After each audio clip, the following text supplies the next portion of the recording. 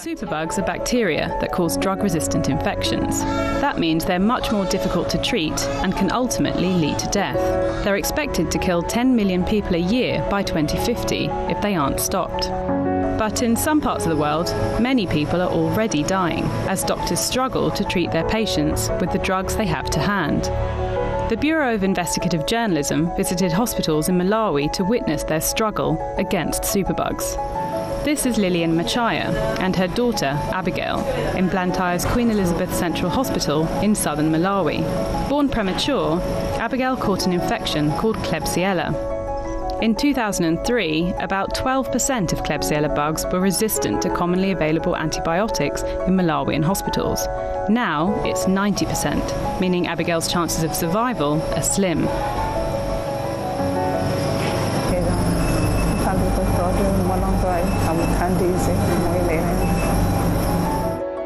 The Queen Elizabeth Hospital is the biggest in the country, and many babies like Abigail are sent here for treatment. But infections like Klebsiella are on the rise. In 1 week, 4 babies became infected with this superbug. At the time of filming, 2 had already died.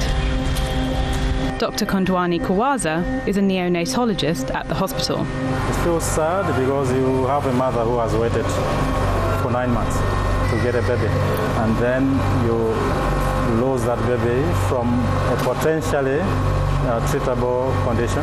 In Malawi, easy access to common antibiotics has led to their overuse, and now many drugs have stopped working due to bacteria evolving and becoming resistant to them.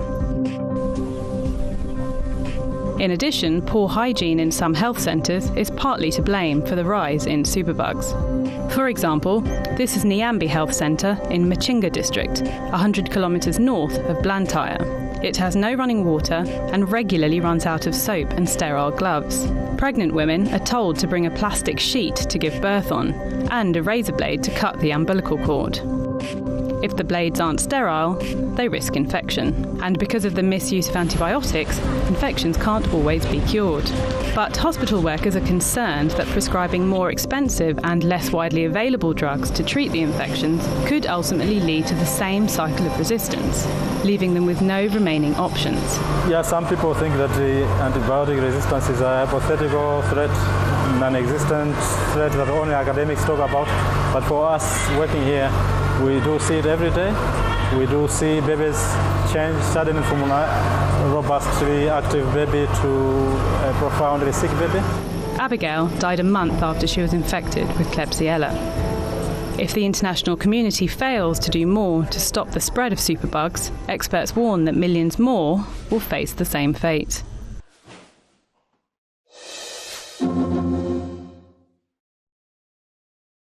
My name is Madeleine Davis. I lead the team reporting on antibiotic resistance for the Bureau of Investigative Journalism in London. And I know that sounds a bit like a private detective's office, but in fact, we're a non-profit media organisation, and we write stories and make films that are in the public interest, like the one you just saw from Malawi. I thought that when I left Malawi, that Abigail, the baby that you saw in the film, was going to make it. But her body had been damaged by the drug-resistant infection, and she died. This was a real human tragedy, and there were many more stories like it from across Malawi. Jelena was just 18, and she just lost her baby when I met her. She'd had a cesarean section, and the cut became infected. Doctors gave her antibiotics, but they didn't work. The infection spread to her womb. Doctors again gave different antibiotics, but they didn't work. In order to save her life, doctors had to operate and remove her womb. She now can't have children, and she fears that she'll be ostracized. This is the reality of antibiotic resistance. I know that confusingly, antibiotic resistance goes by many different names and has many acronyms: antibiotic resistance, ABR, antimicrobial resistance, AMR, drug resistance, or my personal favorite, superbugs. But whichever name you choose, as most of you will already know, what we're talking about here are bacterial and fungal infections that have become resistant, immune to the drugs we use to treat them. Drugs that are used to save lives are now failing. That's why the World Health Organization has called AMR one of the greatest public health threats the world now faces. And it's not just happening in Malawi. My team is producing a series of stories from around the world showing how the problem is already affecting health systems. Tuberculosis, which is I know what many of you are here to talk about at tomorrow's meeting, was a mass killer in every country until antibiotics arrived. When I visited India last month, I saw just what happens when this killer disease becomes resistant to frontline drugs. I met Upsana, a 22-year-old woman who is studying for a master's degree in history in the University of Delhi. She was diagnosed with multi-drug resistant TB. She'd already watched her sister die of the disease. She now faced 2 years taking antibiotics with severe side effects. They'd already affected her sight and her hearing. She has just a 50-50 chance of surviving. No new class of antibiotic has been developed since the 1980s. The pipeline is completely dry. We take antibiotics for granted, but they really are wonder drugs. Collectively, as an international community, we've squandered them. We've prescribed them for coughs and colds. We've administered them en masse to animals to fatten them up before slaughter. And in places like Malawi and India, and all of the countries in the world, because we're all affected, we're now paying the price, because they might not work for much longer. So I think you saw in the film that best estimates show 10 million people a year could die if we don't act. That's the bad news. The good news is that we can act now. There are lots of things we can do, and that's what this event today is all about. Breaking down the problem into manageable solutions. So I'm very, very proud to be here today as the US Center for Disease Control and Prevention launches its AMR Challenge, a venture asking people like you from different countries and different specialties to make a promise, a pledge to stem the rising tide of AMR. It's my one hope that when you leave here today, it'll be with images of Lillian and Abigail in your mind, and you'll think about all the people in your own countries that are affected, and it'll inspire you to make that change. So we've got an absolutely stellar lineup of speakers ahead, but before that, I'd just like to play you another video about a father who suffered a resistant infection from methicillin-resistant Staphylococcus aureus, MRSA, or MRSA as it's known in the US. So let's take a look.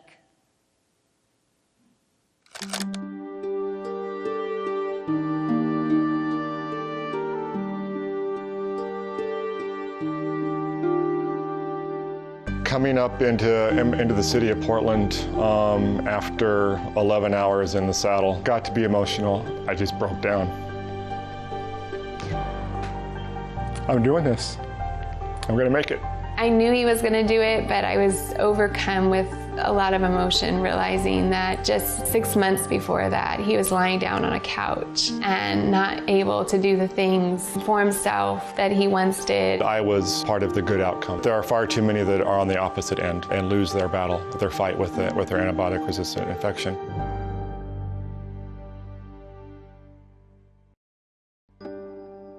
My original injury came during a basketball game. Well, he had had surgery on his ACL, and Chris actually had already started doing all the recovery process and was walking well. And so we were given permission to go on a trip. And on our way back home from that vacation, we stopped at a water park. Within, I would say, less than 10 hours, his leg was completely swollen, red, hot to touch. I went to the doctor the next day. They determined that I had acquired a MRSA infection in my knee.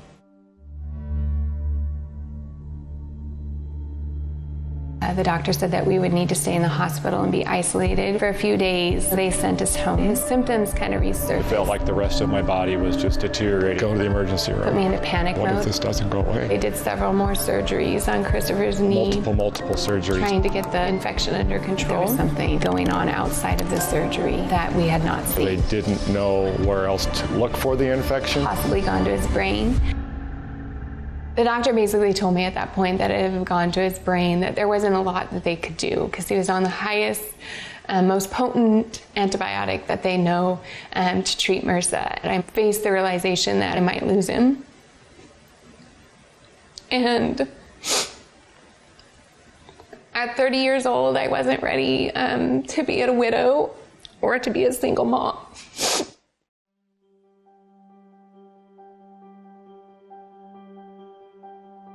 They went in and removed it all, but with that, Chris lost a lot of movement in his leg. He was unable to do the easy things like go to the bathroom by himself or get food for himself. I couldn't be the husband that I needed to be, that I wanted to be for my wife. I couldn't be who I wanted to be for my kids. When he was really sick, my son would take his Legos and sit on his dad's bed. I love being a dad.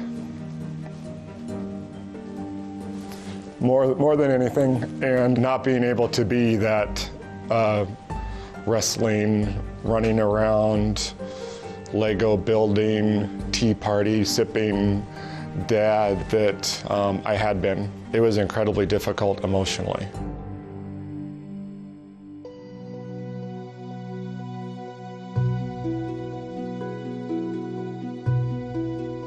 It was literally a moment while I was in the hospital in bed that I just...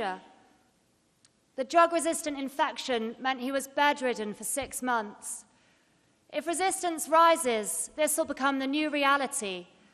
People spending longer in hospital, with more expensive treatment, and with antibiotics with more severe side effects. It could hugely impact our health systems and our wider economies, and that's why we're here today, to do something about it. So it's with great, great pleasure that I'll soon be welcoming to the stage Alex Azar, who was sworn in as President Trump's Secretary of Health and Human Services in January this year. Mr. Azar has spent the majority of his career working in senior healthcare leadership roles in both the public and the private sector. He's no stranger to the Department of Health and Human Services, having served as its general counsel and its deputy secretary in the early noughties. He now, of course, leads the department. It's the largest federal government department by spending, with a budget of 1.2 trillion American dollars this year. You might be surprised to know that it not only encompasses healthcare programs, but scientific institutions like CDC, the National Institutes of Health, the Food and Drug Administration, as well as programs supporting children and families. It also carries out important work protecting Americans against natural disasters and infectious disease, where AMR, of course, is an ever-growing concern. So it's with great, great pleasure that I'm introducing you to the 24th U.S. Secretary of Health and Human Services, Alex Azar.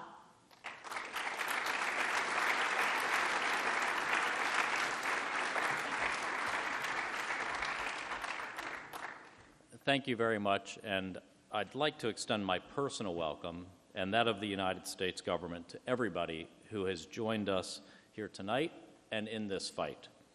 I know there are many events vying for your attention this important week, so we appreciate your being here. It's a testament to the importance of what we're here to discuss, antimicrobial resistance. The U.S. Department of Health and Human Services has made AMR a priority in both our domestic and our global work, and it's a priority for the entire U.S. government. Antibiotics have brought us so many medical and public health advances, from safe surgery and childbirth to the treatment of cancer through chemotherapy. The emergence and rapid spread of antimicrobial resistance threatens to undo this progress at an enormous human and economic cost. No one is immune from this threat. While the exact burden varies, High levels of resistance have been found across sectors and in every region of the world. Here in the United States, as we saw in the video, drug-resistant bacteria infect 2 million people every year, and more than 20,000 people die as a result. Aggressive global action is needed to slow the development of new resistance, prevent the spread of existing resistance, and spur the development of new antimicrobial products. The United States has made significant investments in research and development to combat AMR. Along with partners, we're working to improve antibiotic use and accelerate the development of new drugs, diagnostics, and vaccines, while ensuring access to these innovations worldwide. Following the 2016 high-level meeting on AMR, remarkable progress has been made in strengthening global coordination through the tripartite. The U.S. appreciates the efforts of the WHO, OIE, FAO, UNIP, and others in leading this work, and welcomes continued partnership at the global level. But we've got to go further. Toward that end, tonight I am formally launching the AMR Challenge, a year-long global call to action to accelerate progress in the fight against antimicrobial resistance. This challenge invites stakeholders across the public and private sectors and around the world to identify ways in which they can contribute to the fight against AMR both locally and globally. In 2015, the United States convened a similar challenge at the national level. 3 years on, we've seen the impact of many of those commitments, and you'll have the chance to hear about some of these achievements during tonight's showcase. Already, we have more than 100 organizations and governments who've stepped up to join this global AMR challenge, so I want to highlight a few of them now. The AMR Alliance, which represents more than 100 pharmaceutical companies, agreed earlier in 2018 on a framework that promotes responsible antibiotic manufacturing. Last week, these companies took a further step by publishing the first list of targets to guide environmental risk assessments regarding the discharge of antibiotics and their residue. We also have successful public-private investment partnerships in this space. CarbX will invest $80 million globally during the next year to support more than 40 product developers as they pursue new drug classes, new diagnostics, and new treatment alternatives and vaccines. Each award agreement will include commitments to access and stewardship to ensure proper use of these life-saving innovations. We've also seen commitments from healthcare providers, systems that provide care at more than 20,000 healthcare facilities in the United States and abroad have committed to improving antibiotic stewardship, and hundreds have also committed to reducing infections. Professional clinical societies representing more than 250,000 providers across U.S. healthcare settings are committed to improving antibiotic stewardship among their members. Individual corporations have stepped up too. Walmart U.S. is working with its animal protein suppliers to report antibiotic use throughout its supply chain. They will also conduct blockchain projects to improve responsible antibiotic use in farm animals, impacting their 5,000-plus locations across America. Petco has committed to not allowing prophylactic use of antibiotics in its supply chain and supporting veterinary oversight for access to antibiotics in its 1,500 locations across the country. Many of those who made commitments are here tonight, so I want to personally thank you and applaud you for stepping up. Thank you for that great work.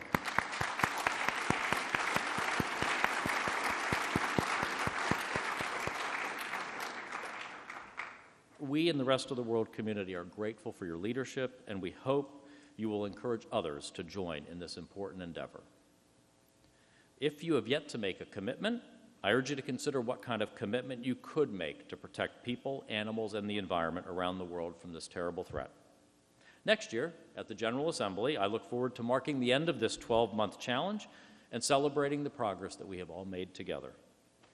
The threat of AMR is real and looming. Indeed, part of the promise of modern medicine itself is at stake. But together, with every country and sector doing its part, we can keep future generations safe. So thank you again for your commitments and for joining in this very important fight. Thank you.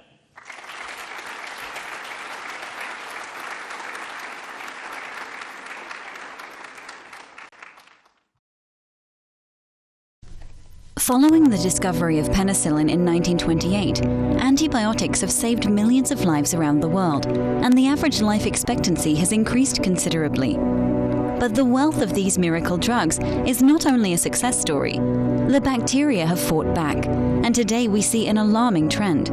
The number of multi-drug resistant bacteria has grown dramatically over the last decades, resulting in thousands of deaths due to infections that cannot be cured. What happened? The massive use of antibiotics has stimulated bacteria to develop resistance mechanisms in order to survive. For many years, we did not know enough to take this global threat seriously. And although awareness and involvement has increased, much damage has already been done. Antibiotics are often prescribed unnecessarily for infections that are likely to go away without treatment. In many countries, antibiotics are also sold over the counter without a prescription from the doctor. At the same time, in many low-income countries, lack of access to antibiotics actually causes more deaths than resistance. Multi-drug resistant bacteria spread within hospitals as a result of poor infection control, and also between people in the community. Bacteria know no boundaries, and extensive international travel and trade help resistance to spread from continent to continent. Antibiotic resistance does not only affect humans, but also the health of animals and the environment. It is all connected. The unpleasant truth is that scientists have not come up with a new class of antibiotics since 1987, and we are about to enter a new era where many commonly used antibiotics have lost their effects. Modern medicine relies on the availability of effective antibiotics. Without them, it would be too risky to perform organ transplants, cancer chemotherapy, or even common surgical procedures such as hip replacements. Care of preterm babies would also be at higher risk for untreatable infections. Resistance is costly, both for the individual and for society. By 2050, the number of deaths due to antibiotic resistance could reach 10 million per year, and thus exceed the number of people who annually die from cancer today. Antibiotic resistance has been considered as dangerous and deadly as terrorism and global warming. Are we heading towards a post-antibiotic era? We cannot reverse this frightening trend, but we can slow it down. And all of us need to change our behavior to once again gain the upper hand in the fight against antibiotic-resistant bacteria.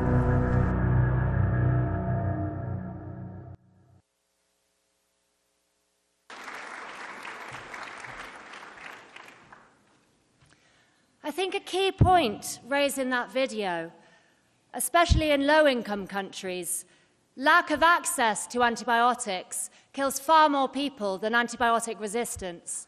And I think it's really important that we remember that. We're not trying to ration use here.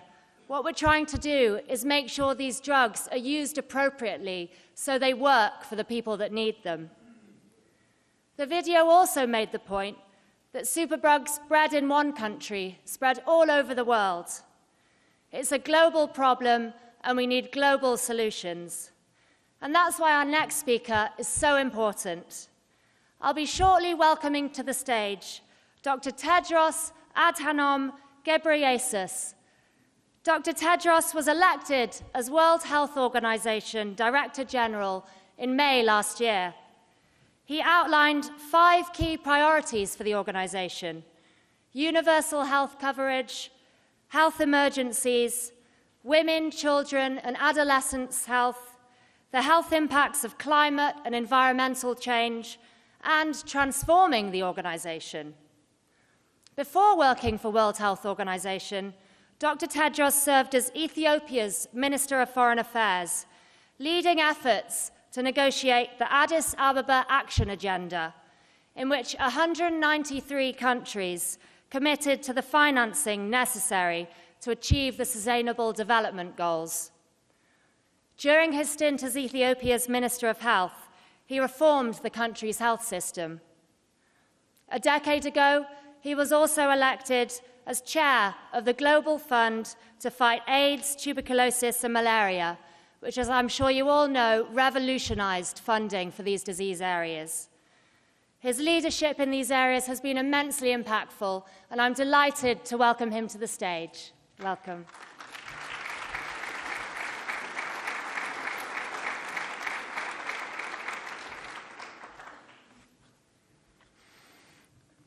Thank you, Madeline, for that very kind introduction.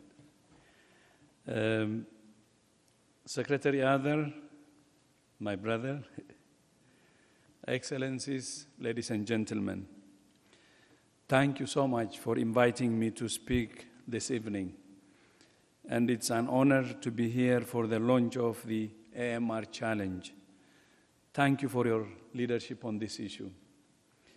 Let me begin with a story. Carl Rome was an assistant platoon guide with the US Army. He returned home after serving overseas, but became gradually sicker and sicker. Eventually, he was admitted to hospital and treated with several antibiotics. Nothing worked. He died of cardiac arrest because drug-resistant bacteria had destroyed his heart. I think relatively Chris's story would be better. His mother, Joyce, said this, I quote, "You are brought up to believe that if you get sick, there is an antibiotic for you, and they give it to you, and you get better. But since then, we have learned that too much is not a good thing," end of quote. The US CDC estimates that 23,000 people just like Carl die in this country every year due to drug-resistant infections. Globally, drug resistance is responsible for an estimated 700,000 deaths a year. That's 700,000 families who lose someone they love because a medicine that should have cured them didn't work. Many of those deaths are from drug-resistant tuberculosis. That's why tomorrow's high-level meeting on tuberculosis at the General Assembly is so important for turning the tide, not only on TB, but on antibiotic resistance. Earlier this year, WHO launched the first report from our global antimicrobial surveillance system, known as GLASS. The findings are alarming. In some countries, up to 82% of bacterial infections are resistant to at least one of the most commonly used antibiotics. This is a system failure, causing a human tragedy that we cannot and we should not tolerate. But this is more than just a health issue. The World Bank estimates that left unchecked, the economic impact of antimicrobial resistance will be greater than that of the global financial crisis, putting 3.8% of global GDP at risk. This is a global crisis that requires a global response. I think Madeline had already said that. Nor is it a challenge for the health sector alone.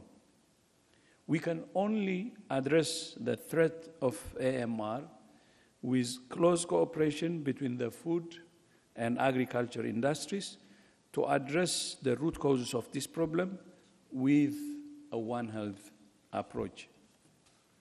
That's why WHO is working closely with our friends at the World Organization for Animal Health, OIE, the United Nations Food and Agriculture Organization, FAO, and the United Nations Environment Program, UNEP. Just a couple of weeks ago, we met in Rome to formalize the details of a global work plan to ensure a multi-sectoral approach. Next week in Geneva, WHO will convene countries and partners to discuss the global development and stewardship framework to combat antimicrobial resistance. Our aim is to foster a global approach to developing and using antimicrobials more efficiently to safeguard them for future generations. Ladies and gentlemen, earlier this year, WHO's member states, of which US is one, adopted our new 5-year strategic plan.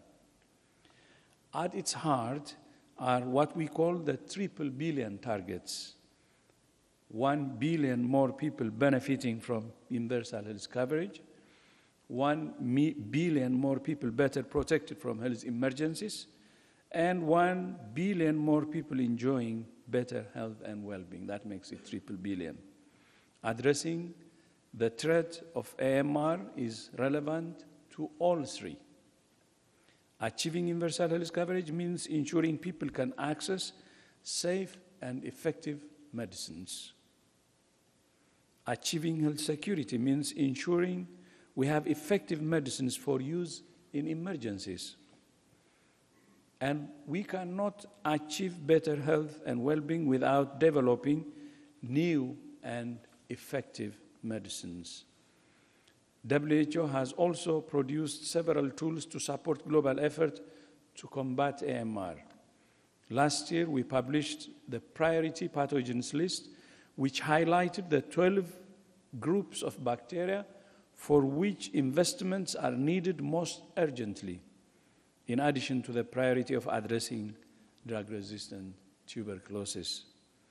The latest version of our essential medicines list includes practical guidelines on which antibiotics should be used to treat common infections and which should be kept in reserve for the most severe circumstances. And we also published a report last year about the state of research and development for new antimicrobials. It showed that the cupboard is disturbingly bare. The cupboard is disturbingly bare.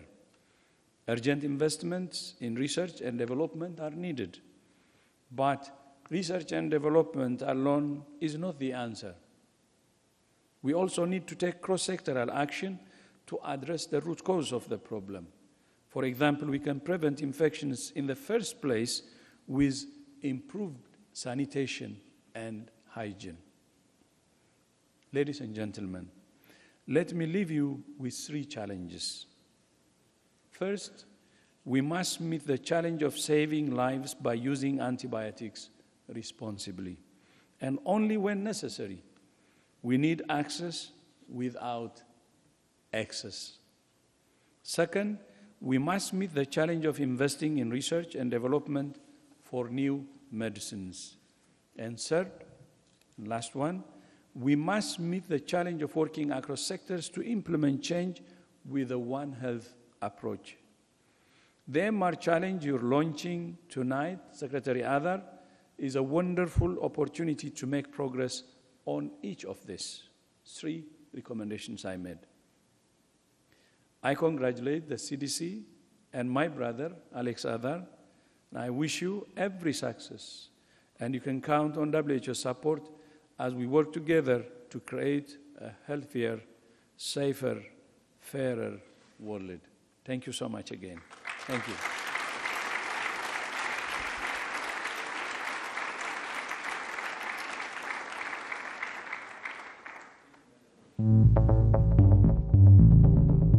So what we ended up building was basically a petri dish, except that it's 2 feet by 4 feet. And the way we set it up is that there are 9 bands, and at the base of each of these bands, we put a normal petri dish thick agar with different amounts of antibiotic.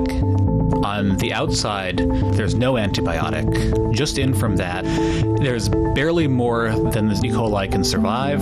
Inside of that, there's 10 times as much, 100 times, and then finally the middle band has 1,000 times as much antibiotic. And then across the top of it, pour some thin agar that bacteria can move around in. The background is black because there's ink in it, and the bacteria appear as white.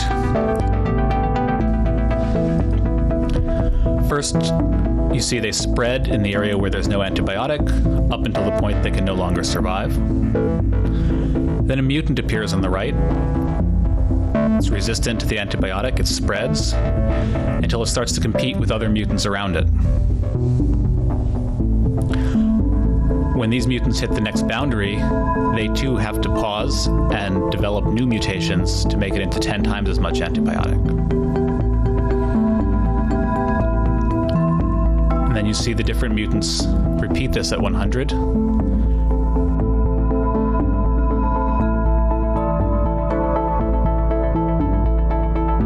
And after about 11 days, they finally make it into 1,000 times as much antibiotic as the wild type can survive.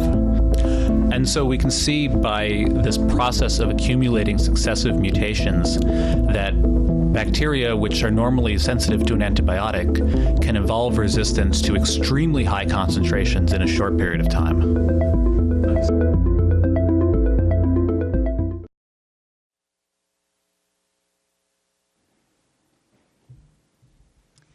So as you can see, no matter how fast we are, the bacteria are faster. It's about Darwinian survival for them. And now for a perspective from India. Next, I'll be welcoming to the stage Balgram Bhargava, Director General of the Indian Council of Medical Research. The Indian Council of Medical Research is one of the largest and oldest medical research bodies in the world. Dr. Bhargava is a renowned cardiologist, having practiced medicine for more than 30 years. In India, he established the Society for Less Investigative Medicine, which seeks to combat excessive commercial medical practices, and he was awarded a prize for those efforts. He's one of the most foremost leaders in India in biomedical innovation, public health, medical education, and research. So welcome to the stage, Dr. Bhargava.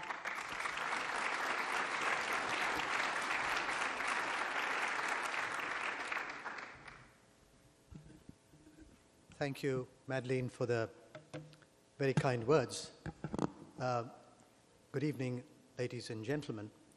I will be representing 15% of the world population,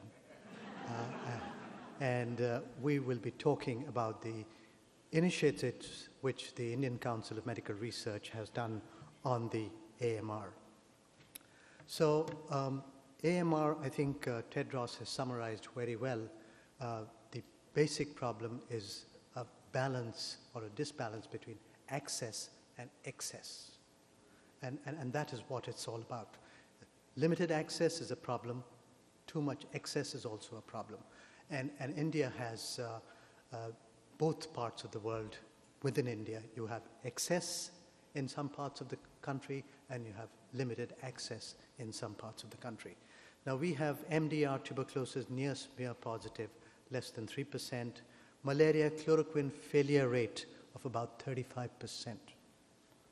Sulfapyrimethamine resistance of 26%. Gonorrhea is resistant to penicillin, fluoroquinones, and now also cephalosporins. AMR is a major issue in the intensive care units, hip, knee replacements, transplants, cancer treatments, cesareans, and the prevalence of MRSA, which we just saw a film about, is 20 to 40%. It is frightening. We have for addressing AMR, we have issues of evidence, engagement, education, research, development, innovation, neuroantibiotics, drug targets, drug development, anti-infectives, prescriptions, and diagnostics. So the policymakers, including myself and some of our ministers, have done a little bit, but more has to be done in terms of regulation and also in terms of medicines and antibiotics being available over the counter without prescriptions. The key initiatives and the key areas of focus are from the ICMR, or the Indian Council of Medical Research. We are generating reliable evidence, antibiotic and diagnostic stewardship, understanding mechanisms of resistance, transmission dynamics, and our key goal is the One Health integrated platform. Now, if you look at this country, 4,000 kilometers north to south and 4,000 kilometers east to west, we have a huge problem, and our antimicrobial research and surveillance network of the Indian Council of Medical Research has included 20 different institutions within the country, and the priority pathogens are Enterobacteriaceae, gram-negative non-fermenters, enteric fever, diarrhegenic organisms, MRSA, Enterococcus, and fungal pathogens. Overprescription of vancomycin, linezolid, tigecycline, leading to increasing of this AMR, and drug-resistant fungal infections are also increasing. We have given standard operating procedures and bacteriology and the procedures from the Indian Council of Medical Research for the country, and they are being disseminated. We are strengthening the antimicrobial surveillance program, and we have identified breaches in infection control. The ICMR aims CDC Strength in Healthcare is also facilitating these programs, and we have given treatment guidelines for antimicrobial use for common symptoms. And the National Action Plan has also been developed for antimicrobial resistance, with 11 ministries on board to enhance awareness, strengthen surveillance, and improve rational use of antibiotics, reduce infections, and promote research. And you can see the health minister and the other minister also there. Regulatory aspects, we have the Schedule H1, which was started in March of 14, which included 46 drugs, including 24 antimicrobial, which are not going to be available over the counter, third, fourth generation cephalosporins and carbapenems, and 11 anti-tuberculosis drugs.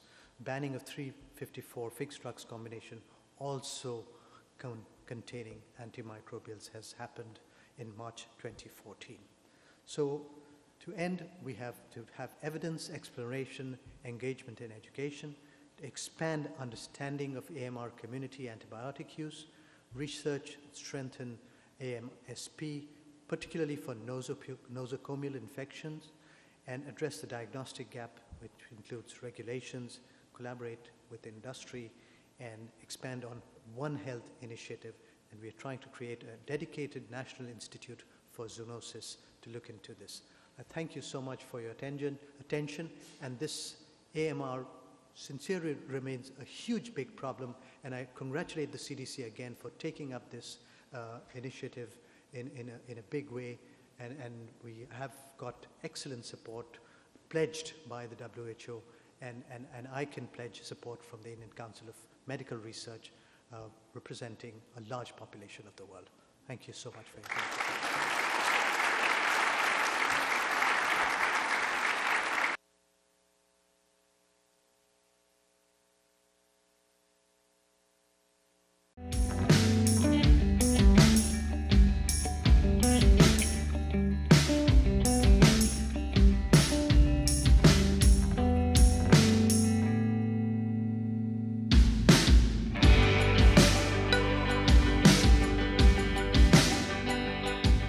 India is at the epicenter of the superbug problem. This has happened, one, because of our population density, two, because of the fact that antibiotics are freely available in our society and people take antibiotics without a doctor's prescription.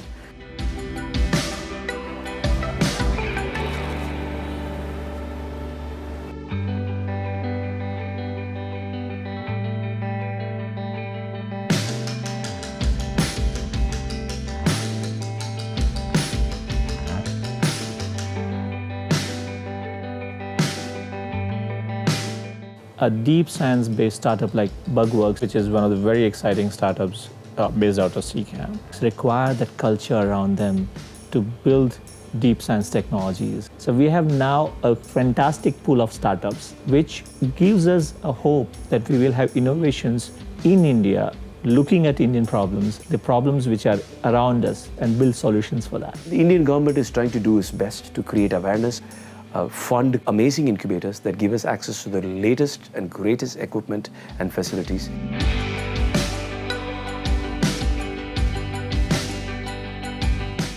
We can't open the champagne bottle until we have human data that shows that our antibiotics are working in a human setting. But I see new support mechanisms coming in the next few years that's going to make it wonderful for small companies like ours all over the world, not just Bugworks. Small companies doing innovative work because a problem needs to be solved.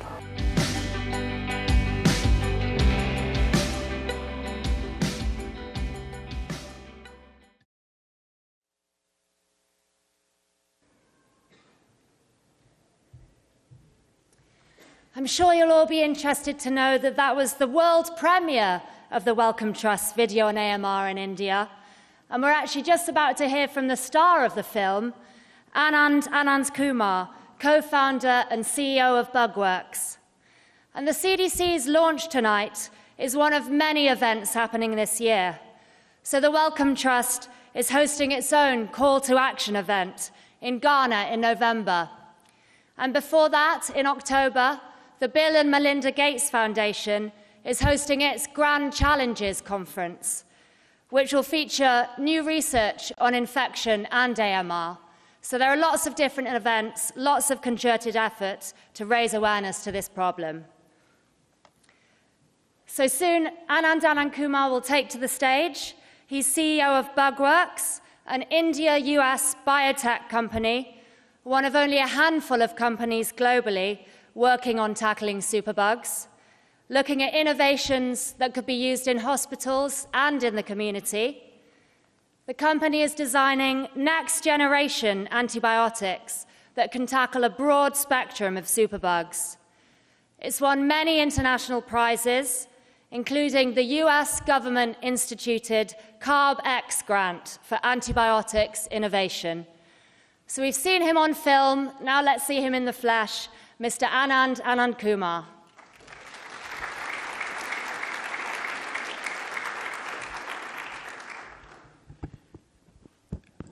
Namaste, with love and humility from India.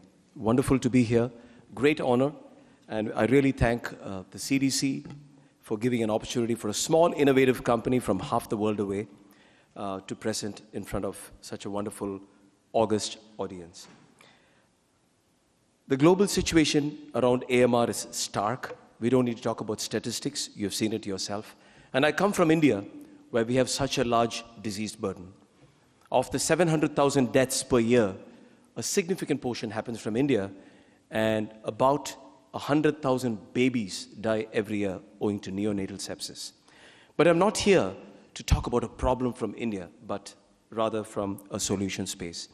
The organizers, when I spoke to them, were kind enough to tell me to share my personal story.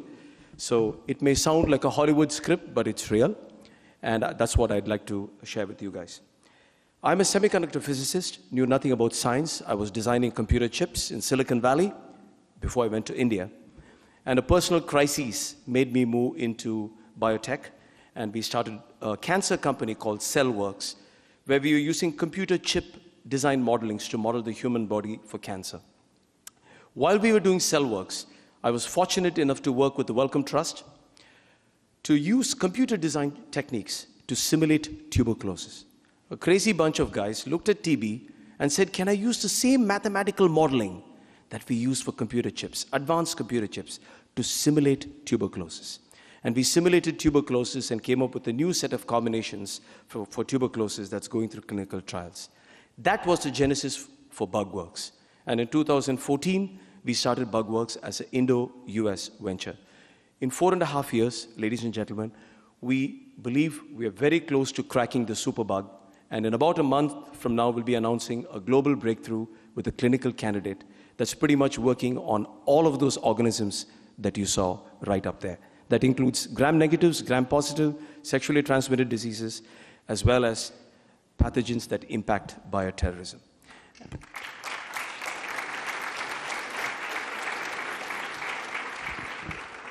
We still have a long way to go because we are preclinical, and we hope to enter clinical trials at the end of next year. The inspiration for my work to work in infection came from my father, who was an infection diseases specialist, famous doctor in India, spent 53 years curing people of TB, and he cured the first HIV patient in India in 1982. Unfortunately, he himself succumbed to bloodstream infection a few years ago and passed away.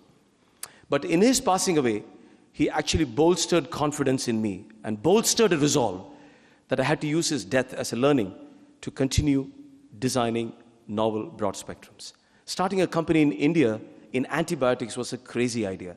The big pharmaceutical companies had walked away. There was no funding dollars. The science is incredibly difficult, yet we thought we'd take it on. And how did we take it on?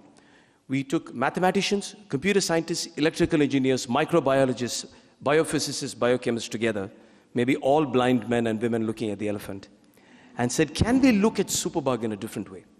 And we started simulating the very innate mechanisms that gives this bacteria that virulence, called efflux pumps. These are pumps that kick out antibiotics.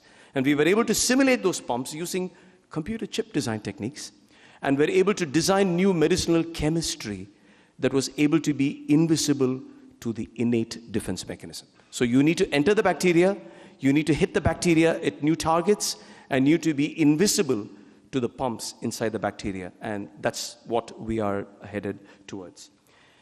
The Indian ecosystem has been a fantastic place to work, great support from the Department of Biotechnology. And, ladies and gentlemen, the pathogens that we see in India are routinely pan-resistant, which means the battleground for us to test our ammunition is much far tougher than even the isolates we get from the CDC. They're pan-resistant, we routinely see colistin resistance, and it really, really challenges us to test our products on these. Antibiotic innovation is a perfect storm. As I said, the economics is simply not there, and you need talent pool from across the world. So we are only 20 people in India, but we work with the global network from the United States, the UK, EU, South Africa, Japan, and India. So it's a completely collaborative global story. The big change in our company happened because of Carbex. Very honored that we were the only company from Asia to be chosen by Carbex.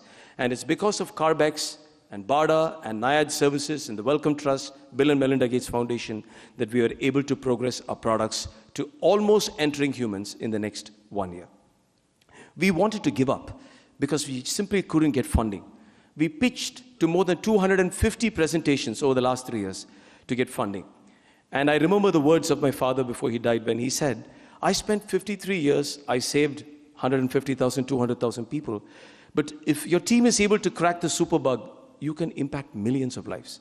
And honestly, that was what kept us going. Many of us sold our personal properties to raise money to fund innovation. And we don't say this to get any empathy, but just to tell you that there's this strong resolve to break this problem, come what may. So deeply thankful for all those global networks that made it happen. Without push and pull mechanisms, antibiotics will not happen. We can speak as much as we want, we can write as many reports as we want, but without R&D innovation that pushes innovation and pulls it from the market side, it's going to be very difficult. Thanks to Carbex and Wellcome Trust and Bill and Melinda Gates Foundation and Drive A and B, there's enough push mechanisms. They're funding about 40 companies. We are one of those 40 companies. Hopefully at least 5 of those 40 will cross the line and crack the superbug. And whoever does it, great, it's good for the world. But on the pull side, if there is no market and none of the big pharmaceutical companies participate, it's going to be very difficult. So my hope, our hope, is that by working with platforms like this, we can sensitize governments all over the world to create some pool of money that incentivizes new antibiotics. For a fraction of the cost of a fighter bomber that you spend per year, you can actually fund 20 antibiotics, and 20 antibiotics will buy us 100 years of human history. There is no exaggeration. $4 billion is the cost of one fighter bomber. For $20 billion, we can fund 20 antibiotics, and honestly, that will buy us the next 100 years. And I think we can do it. We are almost there. A great problem to be solved with global collaboration. Once again, thank you very much. And Bugworks is not yet a success story. It will be a success story when no babies in Malawi or India or anywhere in the world die of neonatal sepsis, and no one has to suffer from MRSA or have untreatable urinary tract infection or bloodstream infection. Thank you so much for this wonderful opportunity, and let's work together. Thanks.